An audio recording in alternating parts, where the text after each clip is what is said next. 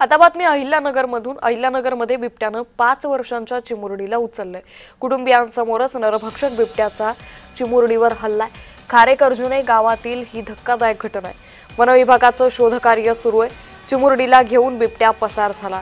कुटुंबियांसोबत शेकोटी घेत असताना अचानक शेजारील तुरीच्या शेतातून बिबट्या आला आणि क्षणातच चिमुकलीला उचलून घेऊन गेला।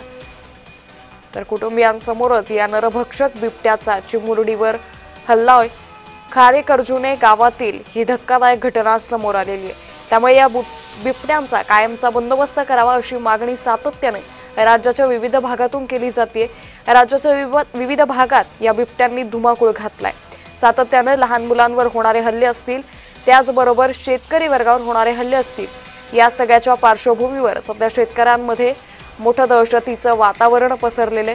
आता अहिल्यानगरमधून ही धक्कादायक घटना कुटुंबियांसोबत शेकोटी घेत असताना तुरीच्या शेतातून हा बिबट्या अचानक आला आणि त्या चिमुरडीला उचलून घेऊन गेला। आता वन विभागाकडून शोधकार्य राबवलं जातंय, मात्र कुटुंबियांसमोर मोठे चिंतेचं वातावरण सध्या पाहायला मिळतंय।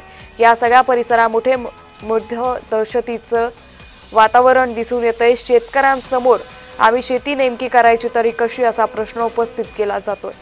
कुटुंबियांसमोरच या नरभक्षक बिबट्यानं या चिमुरडीला उचलून नेलं। खारेकर्जुने गावातील ही धक्कादायक घटना समोर आलेली आहे।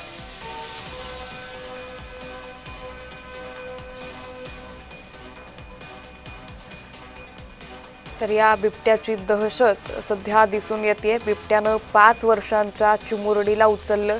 यापूर्वी कोल्हापूर असेल, शिरूर असेल, पुण्यातील विविध भाग असतील, या सगळ्याच भागांमध्ये सातत्यानं बिबट्यांची दहशत दिसून येते।